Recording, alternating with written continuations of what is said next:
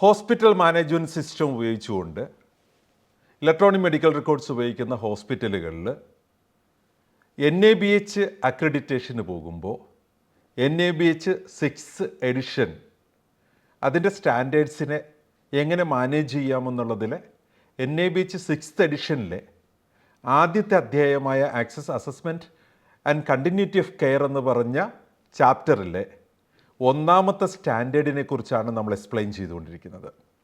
ആ ഒന്നാമത്തെ സ്റ്റാൻഡേർഡിലെ എ എന്ന് പറഞ്ഞ ഒബ്ജക്റ്റീവ് എലമെൻറ്റ് കമ്മിറ്റ്മെൻറ്റ് കാറ്റഗറിയിൽപ്പെട്ടതാണ്. സ്വാഭാവികമായിട്ടും നമ്മൾ സർട്ടിഫിക്കേഷന് പോകുമ്പോൾ മീറ്റ് ചെയ്യേണ്ട ഒരു എലമെൻ്റാണത്.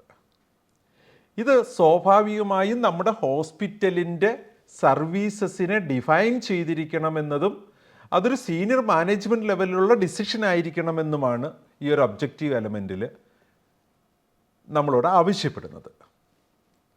നമ്മുടെ മാനേജ്മെൻറ്റിന് ഫെസിലിറ്റീസ് കൂട്ടുന്നതിന് താല്പര്യമുള്ള സമയങ്ങളിൽ പുതിയ സർവീസസ് ആഡ് ചെയ്യാം, ആ ഒരു ഡിസിഷൻ മേക്ക് ചെയ്യാം. അത്തരത്തിൽ മേക്ക് ചെയ്യുമ്പോൾ നമുക്ക് ശ്രദ്ധിക്കേണ്ട ഒരു കാര്യം, നമ്മുടെ സൊസൈറ്റിയിൽ നിന്ന് നമുക്ക് ഫീഡ്ബാക്കുകൾ കിട്ടുന്നുണ്ട്, നമുക്കത് എടുക്കേണ്ട ബാധ്യതയുണ്ട്. കാരണം ഒരു ഹെൽത്ത് കെയർ ഇൻസ്റ്റിറ്റ്യൂഷനാണ്. അങ്ങനെ കിട്ടുന്ന ഫീഡ്ബാക്കുകളെ കൺസോളിഡേറ്റ് ചെയ്ത് കിട്ടുന്ന ഒരു ഡിസിഷൻ നമുക്ക് പെട്ടെന്ന് വരികയാണ്, ഒരു പുതിയ സർവീസ് നമ്മുടെ ഈ സമൂഹത്തിന് ആവശ്യമാണ്. അങ്ങനെയുണ്ടെങ്കിൽ അതും നമ്മുടെ മാനേജ്മെൻറ്റ് ഡിസൈഡ് ചെയ്ത് നമ്മുടെ ഹോസ്പിറ്റലിൻ്റെ സർവീസസിൽ ഇൻക്ലൂഡ് ചെയ്യണം.